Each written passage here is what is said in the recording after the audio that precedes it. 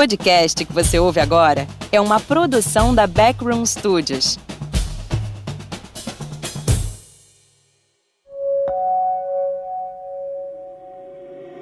Reach down, touch faith. Bem-vindos ao Deboche Mode Hard, o podcast onde a gente não passa pano, a gente passa gasolina. Aqui o argumento entra bonito e sai sangrando. E se doeu era pra doer mesmo, porque era só verdade. Esse aqui é um podcast de crônicas sobre cenário político, socioeconômico e cultural do Brasil, mas também sobre questões internacionais que fingem que não tem nada a ver com a gente até baterem na nossa porta. Aqui eu posso pegar um tema e ir até o limite dele, ou até perder o fio da meada no meio do caminho, o que, convenhamos, às vezes é exatamente o ponto. Para quem é novo aqui, a ideia do Deboche Mode Hard é simples.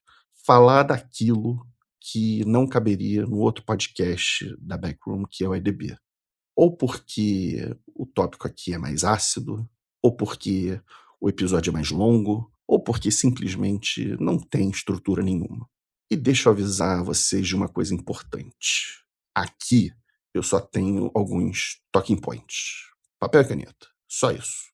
Então, confia. Antes de mais nada, é importante informar e dizer que esse podcast tem uma outra função que é meio perigosa, inclusive, que é deixar vocês me conhecerem um pouco melhor.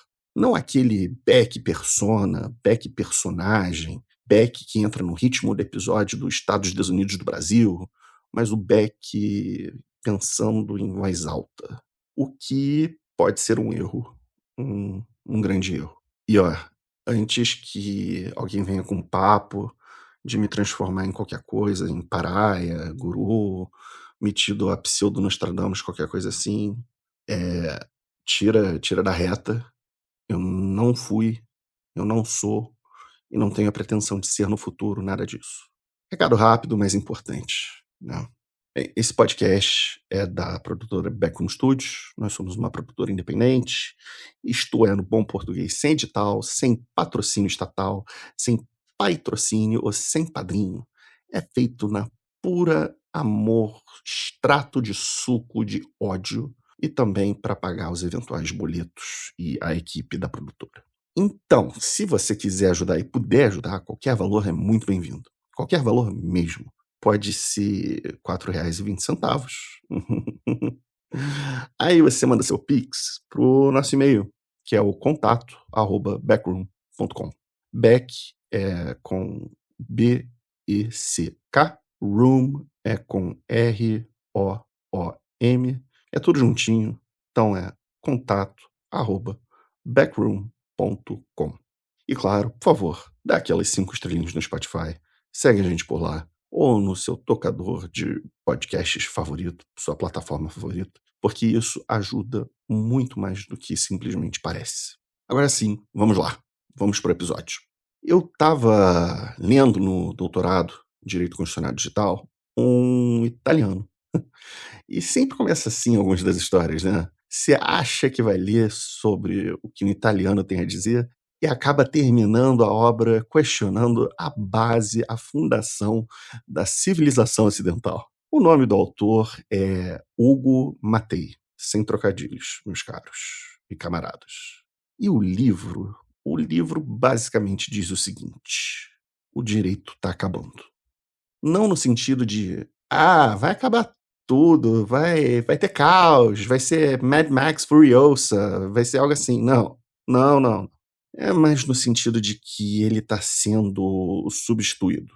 E quando eu digo substituído, eu não estou falando de reforma jurídica ou judicial, reforma do judiciário. Eu não estou falando que está vindo uma nova super, ultra, nova legislação. Eu não estou falando da atuação do STF, do nosso Congresso Nacional. Nada disso. Eu estou falando de uma coisa mais profunda. Muito mais profunda. A tecnologia está começando a fazer o que o direito fazia. Aí você para e pensa, não, calma lá, isso não faz sentido. O direito organiza a vida social, o direito faz a paz social, o direito dá ordem, o direito resolve conflito, o direito garante a minha liberdade. E aí eu faço a pergunta para você: será mesmo? Porque se tiver um sistema que prevê o seu comportamento antes de você agir, para que julgar depois? Hum? Se tiver um sistema que te impede de errar antes de você errar, para que então punir? Hum? Se tiver um sistema que sabe o que você vai querer antes mesmo de você ter a ciência, ter a cognição, o pensamento do que você realmente quer, então para que você? Então esse episódio é sobre isso. É sobre a possibilidade de que o direito, esse negócio que a gente estuda, ensina e defende para um caralho, não seja mais o protagonista da história. E talvez nunca tenha sido. Eu anotei aqui alguns pontos e tenho aqui China, questão de hipervigilância de sociedade em massa, credit score, Estados Unidos com pseudo-legalidade sobre a administração Trump para fazer o que quer e foda-se, até para declaração de guerra no caso da Venezuela, Irã, e vai com Deus a Constituição Americana, plataformas digitais vivendo no faroeste de falta de regulamentação, e pessoas questionando se efetivamente possuem livre-arbítrio ou não, né? E disso tudo, uma coisa que me incomodou profundamente é a ideia de que talvez a gente nunca tenha sido tão livre quanto a gente realmente achava. Mas calma, é importante ter calma nessa hora. Vamos tentar organizar a bagaça, ou, né, vamos enfatizar aqui, vamos pelo menos tentar. Porque o primeiro ponto, e ele é, sem dúvida nenhuma, o mais perigoso de todos, é a ideia de que o direito não está evoluindo, ele está sendo deixado para trás, meu camarada. Então vamos começar por aí.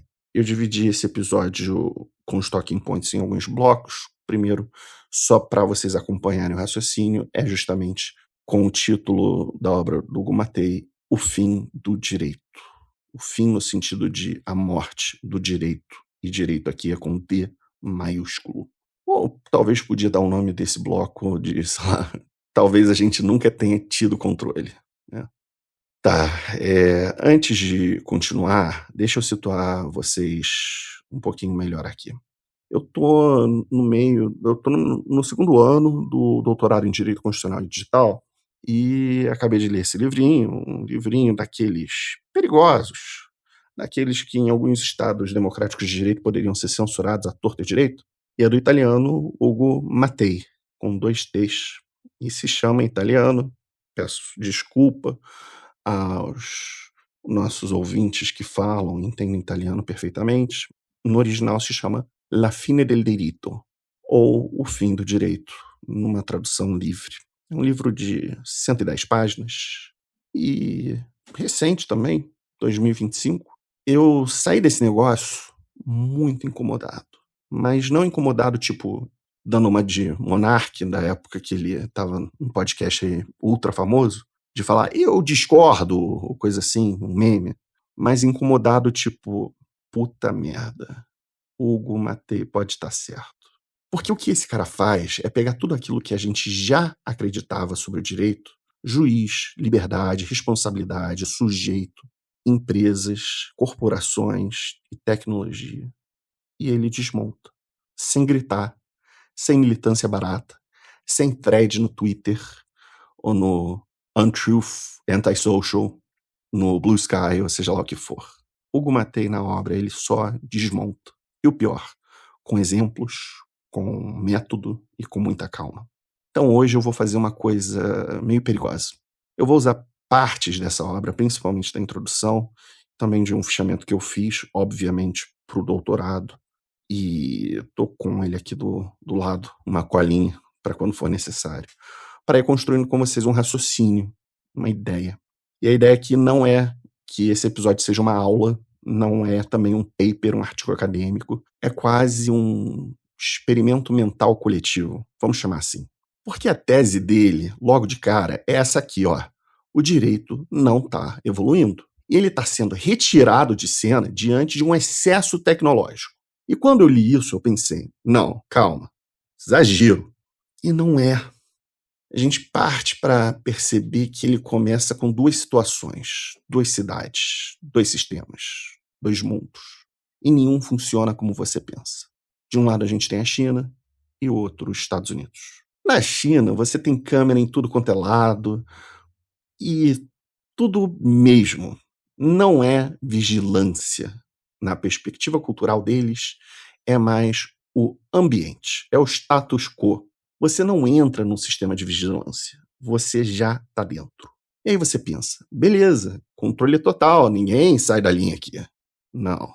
Errando, a gente percebe que as pessoas que continuam vivendo lá, continuam fazendo BS, fazendo besteira, fazendo errado. E aí tem o credit score, o crédito social de cada pessoa, tipo o que a gente tem no Open Finance aqui no Brasil, né, do Serasa Score. Só que as pessoas lá não podem, sei lá, andar de metrô, tem que andar a pé. Passam 1001 perrengues piores do que a gente passa aqui no Brasil. Ou seja, vigilância total não gera efetivamente como consequência um controle total. Não estou aqui para demonizar a China, porque do outro lado a gente tem outra maçã, que é os Estados Unidos. E aí o buraco é outro. Não tem câmera em tudo quanto é lugar, mas tem regra para tudo.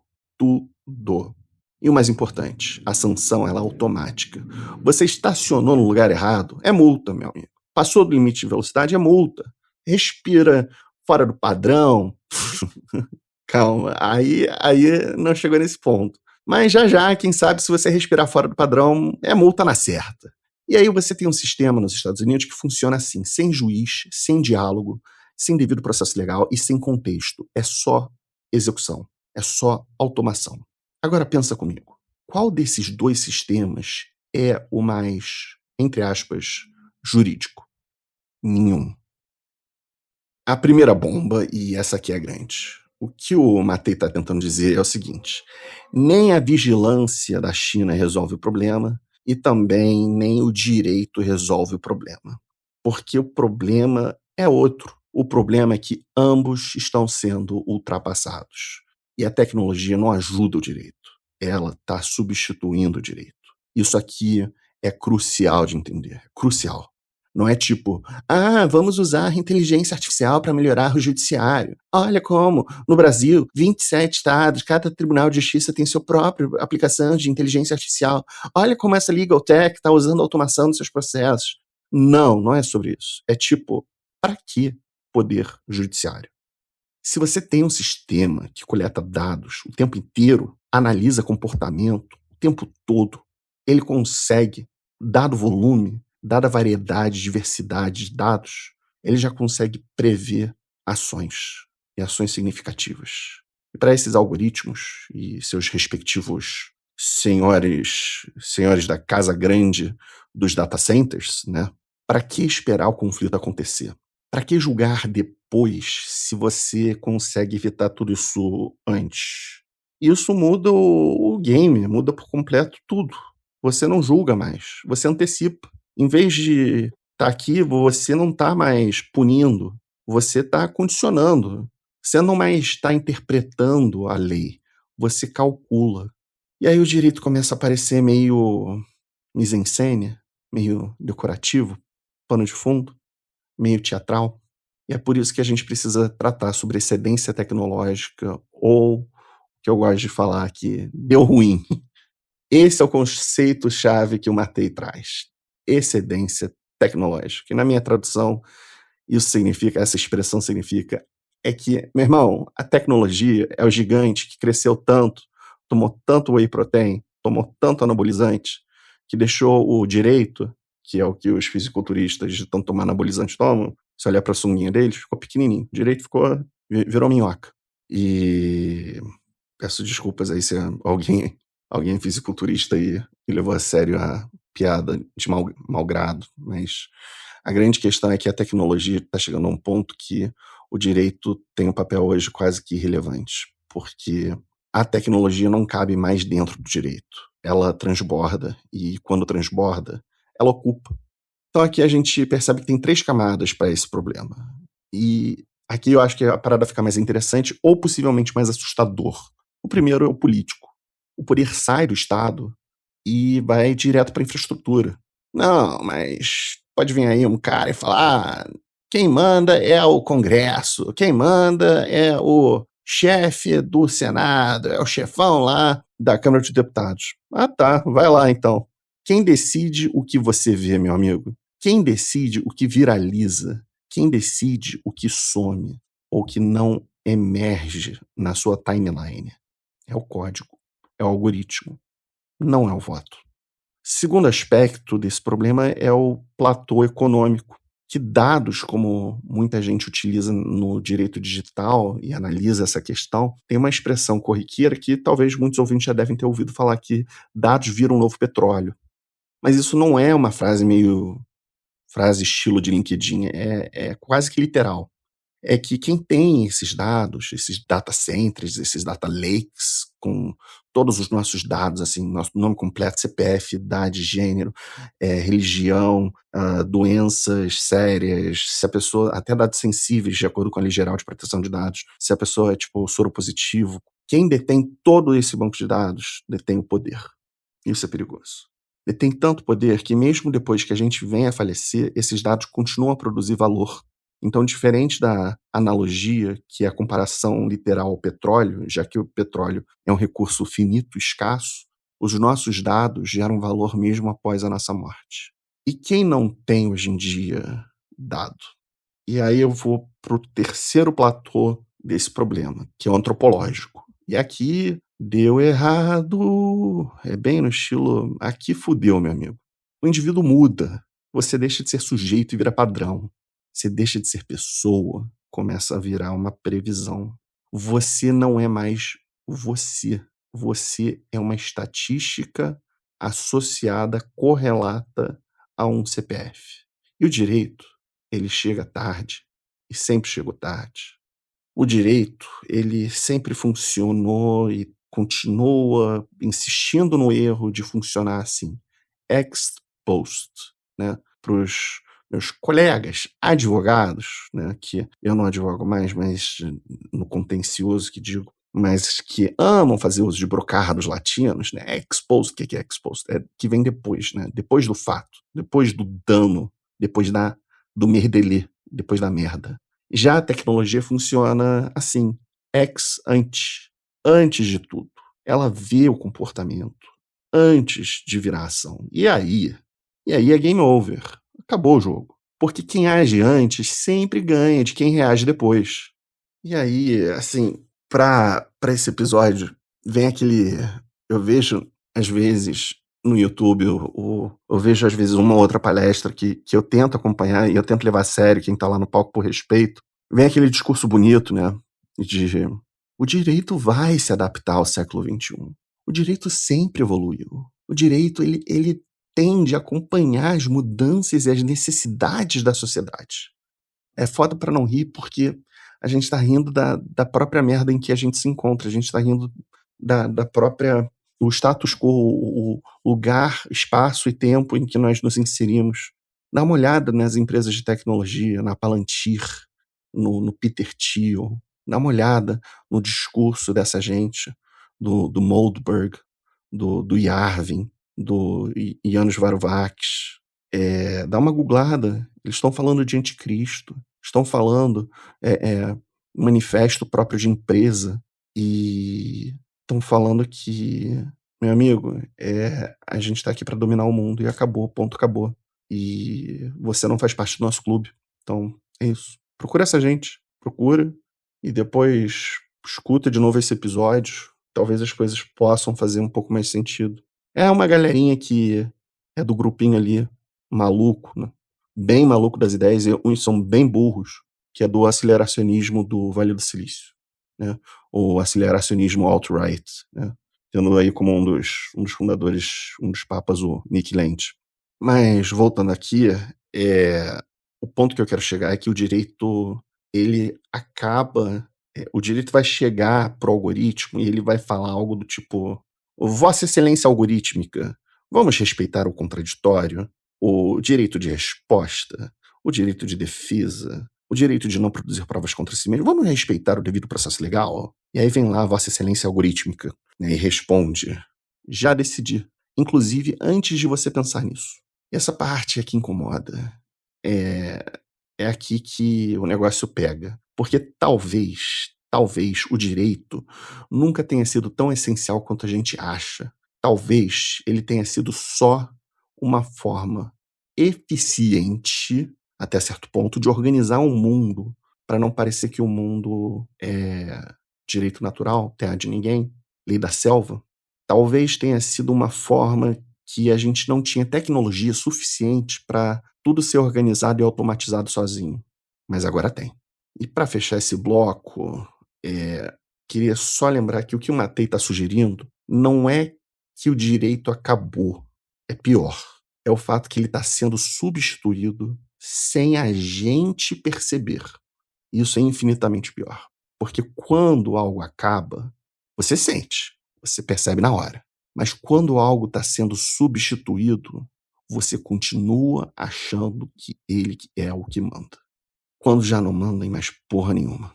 É aquele momento em que a sociedade global é aquele sapo que está dentro da panela com água fervendo, e ele não sabe que ele está morrendo, e é exatamente isso que está acontecendo com a gente. E aí vem o próximo problema que eu queria trazer, é que se o direito dependia antes de alguém para decidir os conflitos e realizar a paz social, o que acontece quando esse alguém torna-se irrelevante? Spoiler, o juiz, ele rodou. Ele foi pro paredão do BBB algorítmico e com 100% de voto na inteligência artificial foi pro espaço. O juiz morreu e ninguém avisou. Esse é o ponto do bloco 2 aqui. Tá, vamos falar do papel do juiz. O juiz, aquela figura clássica, né, mitológica quase, né, a toga, o martelinho, o gavel, aquela numa tribuna, assim, sentado. Você assiste filmes do estrangeiro, filmes ingleses, eles usam aquelas perucas, os solicitors, que são os advogados, etc e tal. Você vê aquela vestimenta beca, até no Supremo Tribunal Federal, o pessoal tem um certo... É desnecessário e porco ao mesmo tempo do ponto de vista moral, mas tem um certo tesão de querer botar aquela coisa e aparecer na TV Justiça, né? Mas, meu amigo, juiz é cara de ter poucos amigos. Porque o sujeito ele tá ali só para resolver conflito, ou pelo menos resolvia. Vamos falar do nascimento do direito numa versão sem romantismo? O direito, na essência, nasce de uma ideia muito simples. Ninguém pode ser juiz em causa própria. Esse era o estado de natureza antes, mas resumindo aí, vamos dizer, um semestre, primeiro período de direito, a gente estuda, ou segundo período, foda-se, mas a gente estuda os contratualistas, o motivo de ter um contrato social. Ou seja, para resumir essa ideia de ninguém pode ser juiz em causa própria, é que duas pessoas brigam, entra um terceiro e ele decide a parada. Ele decide quem tá certo, quem tá errado, quem é punido, quem ali vai ser salvo. E isso é o direito com D maiúsculo. Todo o resto mesmo, é firula acadêmica. É latim bonito, é brocardo. Verba volant scripta manent. Palavras, o vento as leva, o que está escrito permanece. Olha que lindo. Eu lembro isso do primeiro período que eu fiz direito. Eu nunca mais esqueci e já passam aí 2 décadas. Esse latim bonito, que eu vejo até alguns colegas de profissão que fazem questão de usar o tempo inteiro, até em conversa de bar, é doutrina para cá e para lá, corrente para cima e para baixo, jurisprudência, até às vezes do mesmo órgão, por exemplo, o plenário do STF, que às vezes se contradiz ao longo do tempo, mas o núcleo é esse, sem terceiro, sem o juiz, não tem direito, tem apenas força, tem grito, tem Brasil em grupo de família de WhatsApp. E aí eu queria tratar de terceira idade. Palavra chata, mas a ideia é brilhante. Esse terceiro, ele tem que ser o quê? Quais são os requisitos? Tem que ser neutro, né? Não pode estar para um lado nem para o outro. Tem que ser externo, não pode ser o melhor amigo, não pode ser a esposa, não pode ser o marido, não pode ser o pai de alguém ali, e não pode ter interesse na causa, para um lado ou para outro. ele não pode querer ganhar para um lado ou para o outro. Ele não pode estar envolvido. Ele tem que decidir com base na regra. Isso aqui foi, assim, um avanço civilizatório absurdo, porque milhões de pessoas morreram para a gente ter o direito, mesmo que esteja muito falho no século XXI, mas para nós termos os direitos que nós temos hoje no mundo, mesmo que às vezes eles não são eficazes, mas estão escritos. E que bom que estejam escritos. A gente deve lutar para que eles tenham esse enforcement, que eles tenham essa eficácia garantida, né? Porque antes disso tudo, antes do direito, era na base de quem bate mais forte. Era quem tem mais gente, mais pessoal, mais exército, quem grita mais alto, meu amigo. Ou seja, era o Twitter depois do Elon Musk que adquirir aquela jossa. E o problema nunca foi tão neutro assim. Agora vamos ser bem honestos aqui. Esse juiz neutro que eu estava mencionando antes, ele é uma figura mitológica, é um arquétipo, não existe, nunca existiu 100%.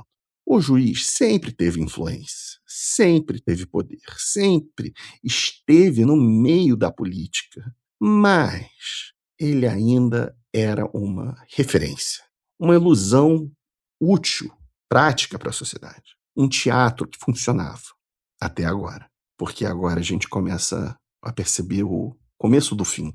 O Matei, ele começa a mostrar que essa ideia de juiz neutro tá indo pro saco, tá indo pro beleléu, e não é de hoje. Caso clássico aqui foi do que o Matei traz, na eleição ali, a contagem de votos em 2001, eu acho, entre candidatos à presidência nos Estados Unidos, que era o George W. Bush, o George Bush filho, e o Al Gore, né, que fez logo depois um documentário à época, em 2002, 2004, alguma coisa assim, bastante polêmico, controverso, e que tem ramificações hoje, chamado Unconvenient Truth, uma verdade incômoda, que era sobre aquecimento global, coisa que está sendo rotulada hoje em dia como mudanças climáticas, né?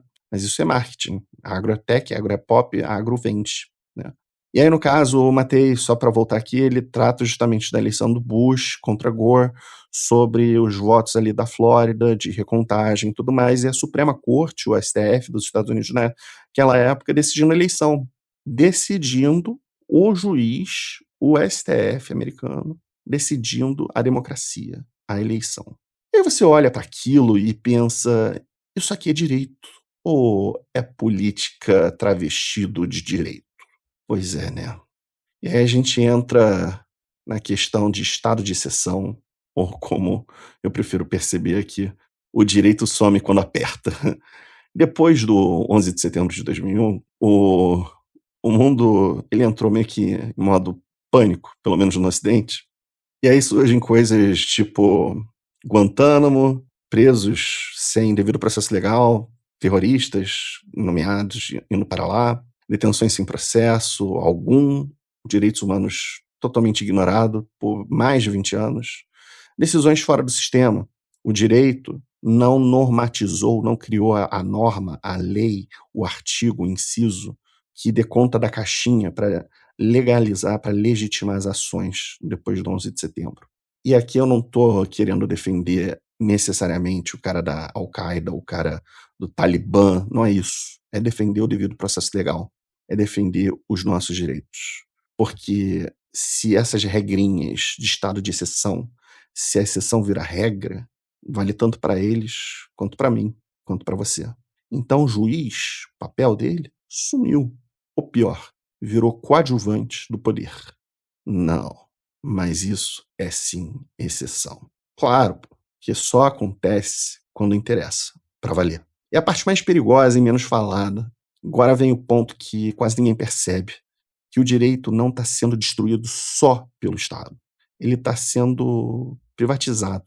De forma bem exemplificativa, o banco resolve o conflito, a empresa resolve o conflito, a operadora resolve o conflito, a plataforma resolve o conflito. Sem juiz, sem processo, sem até você, né? E aí vem o Alternative Dispute Resolutions como alternativa para resolver tudo, né? Que nome bonito, pomposo, mas que no bom português a gente está falando, existe lei aqui no Brasil para isso, que é a lei de arbitragem, mediação e conciliação, Que no papel é tudo lindo, tudo eficiente, tudo rápido. E tudo é meio fake, tudo é meio teatrinho. Porque o que isso faz mesmo, muitas vezes, é evitar o conflito real, é esconder a desigualdade, é empurrar o acordo goela abaixo, como a Vale do Silício, perdão, como a Vale do Rio Doce fez no caso de Brumadinho, né? Ou a memória de alguns de vocês já está esquecido do que aconteceu 2 vezes com essa empresa de mineração, de moer pessoas, vidas, famílias. Ah, vamos resolver isso de forma amigável. Sure, claro, vamos. Assina esse NDA, esse Non-Disclosure Agreement, esse acordo de sigilo. E a pergunta que me perturba bastante é que quando a gente fala acordo amigável, é amigável para quem? É só para um lado. E a gente sabe de quem é. De quem tem o poder, quem tem o dinheiro, quem tem o capital. Não é para mais de 80% da população brasileira, por exemplo, que ganha um pouco mais de 2,5 salários mínimos. Então a gente percebe aqui que a mudança é sutil, mas ao mesmo tempo ela é fatal. Em que antes o jurista, ele decidia, mas agora entra muitas vezes o papel do mediador, do árbitro. Entra o papel do psicólogo, entra o papel do facilitador. O cara que não decide porra nenhuma, ele só harmoniza. Ele faz uma harmonização facial em que visa atender o interesse do mais forte. Vamos encontrar aqui um ponto de equilíbrio que vai ser um win-win, num equilíbrio de Nash perfeito, maravilhoso para ambos os lados. Mas a gente sabe perfeitamente que esse equilíbrio é entre quem? Amazon e você? Spotify e você? Rede Globo e você? Facebook e você? Instagram e você? Coloca aí qualquer rede social e você? Boa sorte, meu amigo. E aqui chegamos no chefão final do episódio, que são as plataformas. Aqui acabou o jogo mesmo. Você entra, clica naquela merda de botão do... Antigamente a gente chamava de EULA, né? Ainda tem esse nome jurídico, que é End User License Agreement, ou Termos e Condições, que ninguém lê a porra do contrato, mas na minha vida antepassada já escrevi alguns, e assim como acordo de privacidade, e você simplesmente clica naquela porra de botão de li e concordo, li e aceito os termos e condições de política de privacidade. E presto, você vendeu a sua alma, porque o contrato está fechado, a regra está imposta, zero negociação. Ah, tem aquela porra de Código de Defesa do Consumidor. Meu amigo, você pode entrar com CDC no judiciário, mas você vai ser 1 em 10 milhões de pessoas que usam aquela merda de rede social ou aquele produto que agiram dessa forma, e a empresa vai sair ganhando, pagando seus advogados, porque eles têm os bilhões para enrolar esse processo por 100 anos, se eles quiserem, litigando de má fé. Então o papo é meio, no inglês, take it or leave it. No bom português, é para pegar ou largar. Ou pega ou larga, ou pega ou sai. Eu fico pensando no Mark Zuckerberg falando, não, veja bem, nós oferecemos aqui uma experiência metaverso personalizada, customizada. Claro, né? Personalizada para quem tem grana, para quem quer pagar, mas não é para você. Você, meu amigo que está ouvindo isso daqui, você é o produto. Sempre foi. E é nesse modelo que não existe mais o terceiro, não existe mais o juiz, porque ele está sendo substituído pela própria plataforma, que cria a regra, que aplica a regra, que julga a regra e modifica a regra no meio do jogo, diferente das regras da democracia, em que regras não podem ser alteradas no meio do jogo, a seu bel prazer. A plataforma é o legislador, é o juiz e é o executor. Os três e tudo ao mesmo tempo. E você... você aceita, cara. É socialização à submissão no espaço digital. Isso aqui é o mais assustador. A gente, basicamente, tomou Rivotril demais na forma de injeção na testa. A gente está totalmente anestesiado e a gente se acostumou. A gente clica sem ler, a gente aceita sem pensar e acha que tudo é normal. A gente foi destrado, castrado, treinado para não questionar, para não perguntar, não causar. E isso é foda demais de até que ponto a gente foi chegar. A gente vive realmente uma sociedade do não direito. E aí eu lembro bem de uma frase que é bem pesada do Matei, que ele fala: a gente vive numa sociedade de não direito, achando que vive numa sociedade de direitos. Então, para resumir de um jeito mais brutal possível, o direito nasce do juiz, o juiz perde poder, o conflito sai do tribunal e ele entra na plataforma. Sem mediação, sem neutralidade, sem ilusão. E aí, se não tem juiz, quem decide? Spoiler pro próximo bloco. Talvez, né? Talvez ninguém esteja decidindo. Ou pior, talvez já esteja tudo decidido por nós há muito tempo atrás. E a gente sequer tem ciência disso hoje. E aqui nesse bloco 3, eu estou definindo como você não decide. Ou o livre-arbítrio era uma história bonitinha.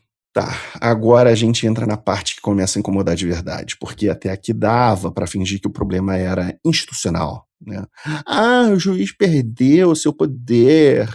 Ah, o ministro do STF não vai conseguir fazer isso, aquilo, não vai poder ir para os Estados Unidos, lei magnífica. Ah, oi, que saco, não pode executar a ordem da data center lá de fora. Ah, as plataformas cresceram demais. Empresa OpenAI hoje faz isso, faz aquilo, etc.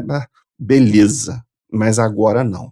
Porque agora o problema é você. A base do direito é a primeira ilusão, porque o direito por inteiro, ele depende de uma ideia, uma só. A ideia é que você escolhe. Você escolhe agir, você escolhe errar, você escolhe acertar. E por isso você pode ser sim responsabilizado. É simples. Sem isso, não tem culpa, não tem pena, não tem direito penal, não tem nada. O que o Matei faz aqui é visceral, é brutal. Ele basicamente diz o seguinte, que essa ideia de liberdade, ela não é natural. Ela é uma convenção, ela é construída, é fabricada e ela é funcional. E aí a gente tem que enxergar a liberdade como tecnologia do próprio capitalismo, porque a modernidade inventou um personagem e essa noção do indivíduo livre, o indivíduo racional, autônomo, responsável. Mas por quê? Porque o capitalismo precisa disso. Você precisa ser, entre aspas, livre para contratar, para comprar, para vender, para basicamente se endividar, meu amigo. E depois ser cobrado por tudo isso. E com juros. Percebeu o truque? E aí pode ter professorzinho neoliberal que gosta do Chicago Boys, Escola de Chicago, vai falar para mim, olha, veja bem, o indivíduo é livre para escolher, livre mercado, bababá e tal. Claro, meu amigo, livre para escolher dentro de um cardápio que você não montou. Livre para errar em um sistema que lucra com o seu erro. E tá aí a máscara, é a fraude mais elegante do direito. O direito faz uma coisa genial. Ele ignora quem você é. Ele foca no que você faz. Não importa a sua história, a sua condição, a sua realidade. O que importa é o ato. E isso é ser eficiente. Mas tudo isso que eu acabei de falar é uma grande mentira elegante, porque na prática, ninguém decide porra nenhuma no vazio. O problema na versão ano 2026 é o seguinte, e aqui entra o pulo do gato. Antes, a gente já sabia que cultura influencia, economia influencia, sociedade influencia, o direito influencia, o poder influencia. Mas agora a gente consegue medir, prever, induzir decisões. Um exemplo simples e assustador disso é o fato que quando você abre o Instagram, rola o feed eterno do Instagram, vê um produto e fala, nossa, preciso disso. E vai lá e compra. Decisão sua? Ou talvez uma decisão construída, customizada para o seu perfil? E aqui o Matei lembra que a gente chegou num ponto sem retorno, ponto sem volta, que transforma esse diálogo, esse texto, esse livreto, algo difícil de digerir, que ele ele fala sobre neurociência, sobre interface cérebro-máquina, da capacidade de prever decisão antes dela acontecer. E aqui ferrou, meus amigos. Porque o direito depende de uma coisa. Você poderia ter feito algo de diferente, mas se a sua decisão é previsível, se a sua decisão é induzida, se a sua decisão, a sua ação é condicionada, Você realmente podia fazer alguma coisa? Você tinha livre-arbítrio? E a gente chega, de acordo com Matei, no colapso da responsabilidade. É quando começa a implodir tudo, meu amigo. A culpa vira questionável. O mérito vira questionável. A punição também vira questionável. Porque o direito continua dizendo, você aí escolheu, você agiu, mas a tecnologia começa a mostrar que não é exatamente assim, porque a gente já sabia o que você pensava antes. Então a gente começa a perceber o direito como simulação. E essa ideia me assusta. O direito que sempre simulou liberdade, estabilidade, paz social, convívio, sempre. Só que antes ninguém conseguia provar o contrário. Agora consegue. E puxando aqui uma outra autora que o Matei faz uso, que é Shoshana Zuboff, sua maior obra, né, em latim vou falar Magnum Opus, se chama Sociedade da Hipervigilância. A gente vai falar um pouquinho sobre capitalismo de vigilância na sua versão crua. O sistema hoje ele não quer liberdade.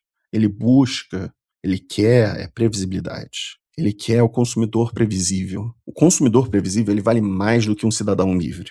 Muito mais. E dá para perceber isso com a própria Palantir para fins militares, exportando sua tecnologia atualmente no Oriente Médio. Que eles querem chegar para o nível comercial, e aí durante um breve momento teve uma briga aí das outras IAs como a Cloud e também o ChatGPT da fundação, ênfase em fundação OpenAI, em que eles estavam falando, nós usamos dados para melhorar a experiência do usuário. Só que no caso da Palantir é usar drone para cair em escola de civis. Né? Claro, essa tecnologia vai ajudar para um caralho melhorar a civilização humana. Melhorar para quem vende e logo ver o preço das ações da Palantir e quanto que isso vai render, quanto tempo você vai obter o dinheiro de volta. A gente não mais, num patamar que a gente não mais está falando de dinheiro, de você ficar trilhardário. A gente está falando de poder pelo poder. Então, aqui chega um ponto que eu estou querendo finalizar, que a gente percebe que o direito, ele age depois. Isso é um detalhe que ninguém está percebendo, ou ainda não percebeu o suficiente, em números absolutos. O direito, ele sempre age depois, enquanto a tecnologia, ela age antes, sempre antes. Então, enquanto o direito a gente percebe que julga, ele julga o que já foi decidido. Se o comportamento, ele, de fato, ele pode ser previsto, ele pode ser sim controlado. E se ele pode ser controlado, então ele não é mais livre, nunca foi. E essa é a parte desconfortável. Então talvez você, eu, nós todos, nós não sejamos tão livres assim quanto nós pensamos. Talvez nunca tenhamos sido. E talvez o direito inteiro tenha sido construído nessa convenção humana em cima dessa ilusão. O juiz ele perdeu a sua relevância. O direito ele perdeu seu eixo, sua centralidade. E você, meu caro, talvez nunca tenha tido controle. E aí vem a próxima pergunta, que é: se você não decide, quem é você? Vamos falar um pouquinho sobre isso para finalizar. Porque você acaba sendo uma máscara e o sistema sabe quem está por trás dela. Tá, então vamos agora que a gente chegou nesse ponto, vamos deixar uma coisa clara em que a coisa deixa de ser jurídica e vira existencial. Porque até aqui a gente destruiu o juiz, a gente destruiu o livre-arbítrio, e agora falta você. Que a ideia mais elegante ou mais traiçoeira do direito, que o direito sempre funcionou basicamente assim. Ele não quer saber quem você é, ele não quer saber o que você fez. Simples. Você matou? Você roubou? Você assassinou? Ou assinou um contrato? Beleza, é isso que importa. Não importa se você estava triste, se você estava com medo, se você estava surtando naquele momento, isso para o direito tudo é irrelevante. E aqui entra o conceito lindo e perigosíssimo que é a persona, do latim máscara, papel. No teatro antigo, né, a gente via o ator usar máscara, mas para quê? Para esconder quem ele era, para padronizar o personagem, para tornar a história, a narrativa compreensível, né? Mas o direito, ele faz exatamente a mesma coisa. O direito é um teatro. Parabéns. Você é uma pessoa Você é um consumidor, você é um réu, você é um credor. Você é um papel, uma função, uma máscara. E aí vai ter gente chata pra caralho do direito que vai vir. Não, porque no ordenamento jurídico, de acordo com o Código Civil, a pessoa natural. Pessoa? Qual pessoa? A real ou a versão simplificada que cabe no código? E por que que isso funciona? Porque basicamente simplifica. O direito não consegue lidar com a complexidade total que é a vida humana. Então ele faz o quê? Ele reduz você a categorias, a papéis, ele cria padrões, ele aplica a regra, a norma, a lei. E isso funcionou por séculos. O problema, e aqui começa a rachadura, é que isso só funciona se existir uma separação clara entre quem você é e o que você fez, ou o que você faz. Entre o interno, o subjetivo, o sujeito, você, e o externo, a ação, o ato, o que você fez, pensamento e ação. E aí a gente tem que distinguir a parada por uma questão de foro interno e de foro externo, porque o direito sempre disse que o pensamento é livre, que a ação é julgável. Você pode odiar alguém, mas só é problema quando você efetivamente age. E a tecnologia, ela quebra tudo isso como se fosse uma casa de vidro. É aqui que acabou o jogo. Porque agora o sistema acessa seu comportamento antes da ação. Ele prevê o seu desejo, ele influencia a sua decisão. Ou seja, o interno já não é mais interno. O sujeito não é mais indivíduo, sujeito. Você não é mais você. Você nem percebe, mas o que você deseja foi sugerido. Você nem percebe, mas o que você escolhe foi moldado, foi sugestionado. Você nem percebe, mas o que você pensa foi induzido. E o direito ainda está lá. Vamos analisar o ato, vamos olhar para o caso concreto, diria um desembargador no Rio de Janeiro, que eu nunca mais vou esquecer do timbre de voz, e ele eu consigo imitar, mas não, por questões óbvias não vou mencionar quem. Mas vamos analisar a situação em sua densidade, no extremo da sua gravidade. Basicamente, a noção aqui é que o sujeito some. E aí vem a frase que deveria dar um arrepio, que o indivíduo, o sujeito, o você, desaparece atrás da máscara. Porque a máscara, o papel, a função, continua, mas o sujeito, você por trás, já não é mais tão autônomo ou livre assim. E aí a gente, para fechar aqui, já que já deu 1 hora de eu devagar, queria falar um pouquinho do Homo economicus, o robô que a gente finge não ser, que na teoria clássica dizia que você é racional, que você calcula, você decide, ergo, como é que é? Cogito ergo sum, né? Penso logo existo, plano cartesiano, mas na prática o que acontece na nossa realidade é que você reage, você é influenciado, você é previsível.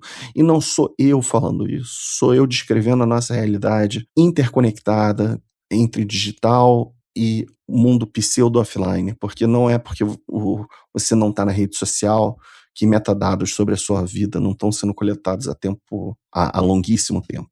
Nossa vida se tornou, de certa forma, muito previsível, né? Essa noção de eu sou dono do meu próprio destino, né? Não quero, eu tô com esse desembargador na cabeça, mas enfim, a gente não é dono de nada. Você pode até achar, né? Dono do destino, com feed personalizado, com publicidade direcionada, algoritmo te empurrando a decisão. E quando você está conversando com a sua mulher, com o seu namorado, ou na faculdade, no trabalho, sobre um determinado produto que você pensa em comprar, e pá, chega em casa, do nada aparece na rede social o produto. Como que aparece aquele comercial, aquele produto, seja do Mercado Livre ou da Amazon, vendendo exatamente o que você queria? Você não digitou, você não pesquisou usando seu smartphone e seu computador, mas está lá. A gente se tornou tão previsível assim? Os algoritmos estão nos espionando? É uma combinação das duas coisas? Você realmente ainda acha que é o dono do seu próprio destino? E se for para ser protagonista, é protagonista de quê? Do roteiro de quem? E é por isso que a gente chega na questão do colapso final do direito. Porque o direito depende de uma coisa. Você age externamente enquanto ele julga externamente. Mas se o comportamento é moldado internamente, antes de virar ação, o direito chega tarde. De novo. E sempre. Se o sistema consegue prever o que você vai fazer, influenciar o que você vai fazer, controlar o que você vai fazer, então, meu amigo, o que sobra de você? Talvez só a máscara. E o direito? O direito continua lá, julgando papéis, em um mundo onde os papéis já foram escritos antes. Então, a gente tem esse quadro completo, porém perfeito, e um pouco beirando teorias da conspiração, mas que dizem, retratam que o juiz perdeu a sua relevância, que o livre-arbítrio ele entrou em crise e o sujeito passou a virar máscara. O direito continua, mas atuando em sobrevida num teatro, onde o roteiro já foi pré-definido e por um algoritmo. Ele é o diretor. E aí vem o último golpe, porque até agora a gente ainda podia fingir que o direito tinha autonomia, que ele era um sistema próprio que sustentava. Mas a gente descobre que talvez ele nunca tenha sido autônomo de verdade. E pior, talvez ele sempre tenha sido só uma ferramenta. E agora, uma ferramenta perfeitamente substituível. Com isso, a gente fala sobre a grande substituição ou bem-vindo ao neocapitão feudalismo digital. Tá, acabou a brincadeira porque até aqui a gente podia fingir que era só teoria. Ah, é um italiano exagerando. Ah, é filosofia jurídica. Não é. O que Matei chama de grande substituição não é demográfica, é estrutural. Ele explica que o direito está sendo substituído por sistemas tecnológicos de controle, sem votação, sem debate, sem STF. Só acontecendo. No gerúndio. Estamos passando por essa fase, por esse momento de transição. E a nova fronteira, e a gente caiu direto nela, porque antigamente a expansão do poder era territorial, América, África, Ásia, as colônias. E agora, a fronteira digital, internet, volume de dados, mega infraestrutura de data centers, inteligência artificial. E o mais louco é que a gente entrou nisso totalmente de forma voluntária. É a ilusão perfeita em que a tecnologia vem de uma narrativa de liberdade, de autonomia, de conexão, mas na realidade entrega apenas vigilância, precisão e controle. Tem a ideia dos CEOs bilionários do Vale do Silício, esses do aceleracionismo, e para resumir, para quem não sabe, aceleracionismo é o pessoal que quer acelerar o fim do mundo para dar um grande reset no mundo, e como eles são bilionários, eles vão sobreviver porque vão para os bunkers, tá? Esses são os aceleracionistas de direita, de extrema direita. E eles falam, tipo, we are empowering people. A gente está empoderando as pessoas. Empoderando? É? Empoderando você a fazer o que exatamente, né? Empoderando indivíduos a consumir melhor, clicar mais, ser mais previsível. É porque a realidade é que a privacidade morreu e a gente fez um velório com stories. A privacidade, que era a base da liberdade moderna, ela, Zé Fini, já era. Porque ninguém proibiu, mas porque ninguém lê.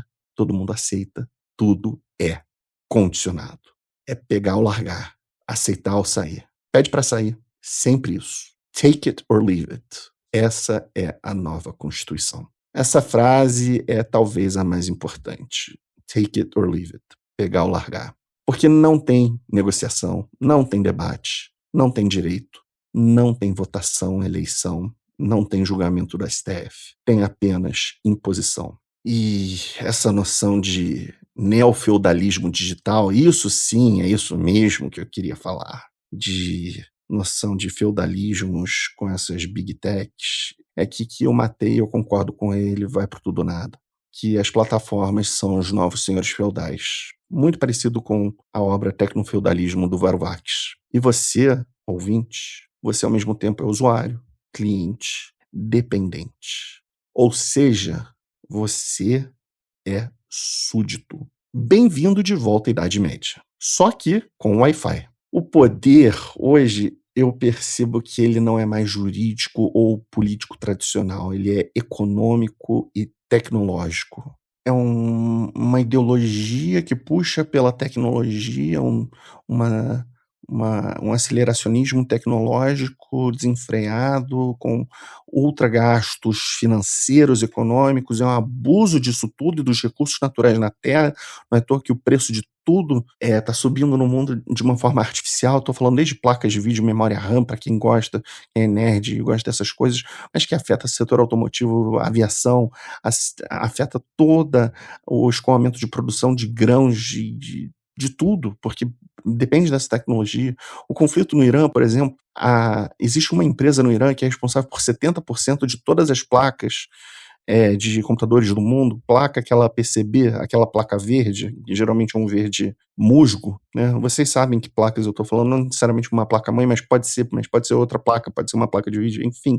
Aquela matéria-prima, aquilo é uma resina, e a empresa, só no mês agora de abril, aumentou em 40% o valor sobre esse seu produto. E diz que não vai conseguir acompanhar com a demanda do mundo pelos próximos 2 anos, por causa do Trump fazendo o que ele faz de melhor e pior para a humanidade. Então essa noção de as big techs tomando o papel do Estado, substituindo o direito, tomando decisões automatizadas com base nas suas predições e predileções, suas escolhas. Isso é assustador demais, porque a gente está privatizando o papel do Estado numa anuência, numa concordância tácita, velada, porque ninguém levanta e diz, não, peraí, eu acho errado a Palantir nos Estados Unidos fazia todo o trabalho de generais de gerenciamento de guerra e apontar drone, kamikaze para tudo quanto é lado. Enfim, o que eu quero dizer para concluir aqui o episódio é que quem controla esses dados controla o comportamento. E quem controla o comportamento não precisa mais do direito. O direito fica para trás. O direito continua lento, caro, reativo, enquanto a tecnologia ela torna-se cada vez mais rápida, automática e preditiva. Ou seja, num duelo de boxe, né, o UFC entre os dois, é uma briga desleal. É um 7-1 que o direito sempre vai apanhar. E o juiz final, que não é humano, é o algoritmo, que prevê, classifica e nos exclui. Sem audiência, sem defesa e a gente sem a possibilidade de recurso. Pior de tudo é que você nem percebe o que está acontecendo. Então a virada geopolítica, e essa que é gigante, é que com a sociedade globalizada, e o Matei aponta isso, o que pouca gente quer aceitar é que o Ocidente está perdendo a sua hegemonia jurídica. Porque o modelo dele depende do quê? Depende de direito, regra, instituição. Enquanto o novo modelo desses dos aceleracionistas do Vale do Silício, esses caras, Mark Zuckerberg, o Peter Thiel, esqueci o nome do outro sócio fundador da Palantir, mas é um doido lunático, o Malberg, que é o Curtis Yarvin. Procura esse boçal, Curtis Yarvin, tá? Procura esse boçal na internet. Ele é um Olavo de Carvalho americano, só que fala mais merda e pior. Esse cara tá vivo. Não é que eu tô desejando a morte dele, mas fala cada merda. Procura depois, se instrua.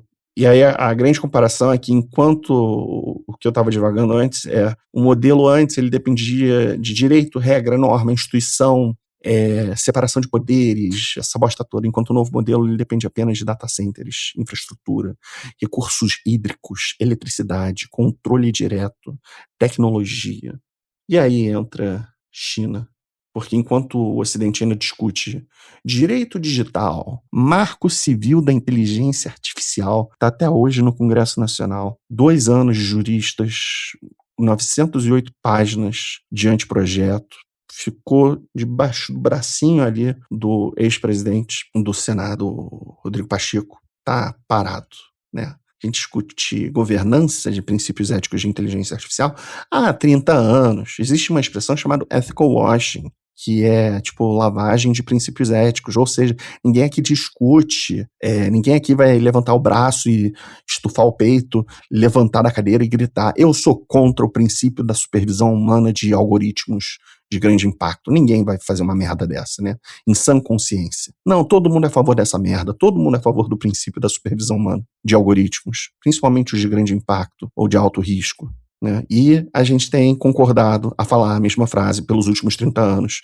E por isso, essa lavagem ética, que não leva porra nenhuma, é só uma sugestão atrás de sugestão, porque o projeto de lei ainda é projeto de lei e nunca vira norma eficaz, com legitimidade, eficácia jurídica, normativa e plena na sociedade, né? O Ocidente vive desse melodrama e fica parado nisso por causa do lobby, por causa das empresas de Big Tech, mas o que a China faz enquanto o Ocidente fica para trás, ela implementa, sem pedir autorização filosófica, jurídica e caga para o lobby do Ocidente.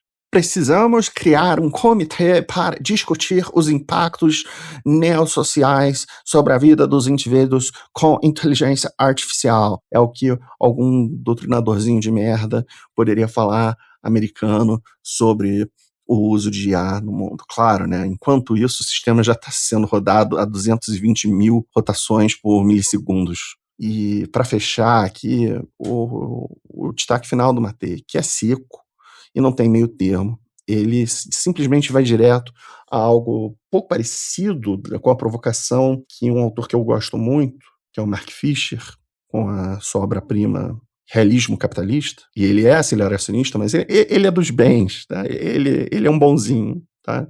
Ele é o Luke Skywalker nessa história toda, eu diria. Ele é o aceleracionista de esquerda, né? Não é que ele quer acelerar o fim do mundo, ele quer acelerar o fim do capitalismo. Mas na própria obra dele, a máxima é mais fácil a gente pensar no fim do mundo do que no fim do capitalismo. A gente consegue pensar 20 formas diferentes de acabar o mundo. Asteroide, alienígenas, pandemia, tsunami, placas tectônicas, ventos solares com radiação, mas a gente não consegue pensar em algo para substituir o capitalismo. É isso que o Mark Fisher faz de provocação. E o que o Hugo Matei aponta em 2025, com esse livreto, Fim do Direito, ao final ele fala, meu amigo, ou o socialismo ou a barbárie. Mas calma, não é o socialismo clássico, é outra coisa. É planejamento baseado em tecnologia, é disso que ele está falando. Ele está falando de organização coletiva, de controle consciente. Isso versus o pessoalzinho lá do Vale do Silício que eu estava falando antes. Isso versus o uso de planejamento, infraestrutura baseada em tecnologia, de organização horizontal e coletiva, de controle consciente com moralidade, versus dominação tecnológica, tecnocentrista, ausência de limites, neofeudalismo, neotecnofeudalismo, enfim. Uma pergunta final, e não é que tem resposta fácil, é que depois disso tudo, quem é que vai efetivamente substituir o direito? Porque substituir é um processo sem teoria, sem demonização, teoria conspiratória aqui. O direito já está sendo substituído. Então a pergunta é quem vai substituir? Qual modelo? Então, deixo aqui para fechar do jeito que tem que ser fechado e dizer que o juiz perdeu seu lugar, o indivíduo perdeu o controle, o sujeito virou máscara, o direito perdeu o seu papel, a sua essência, a sua centralidade, seu gravitas, né? Quem, de novo, é babaca, desculpa, mas é porque tem muito babaca que ama brocado latino, e é óbvio que eu sei uma caralhada desses, e aí uma vez ou outra vem a cabeça, e aí eu tô meio que aqui dando os meus jabs e meus socos no pessoal do direito que ama o tempo todo usar isso, né? Então, já que o juiz perdeu o lugar, já que o indivíduo perdeu o controle, já que o sujeito virou máscara e deixou de existir, já que o direito perdeu a sua centralidade, e o poder? O poder não sumiu, ele só efetivamente mudou de forma. Talvez o problema nunca tenha sido o fim do direito, mas sim o que vem depois dele.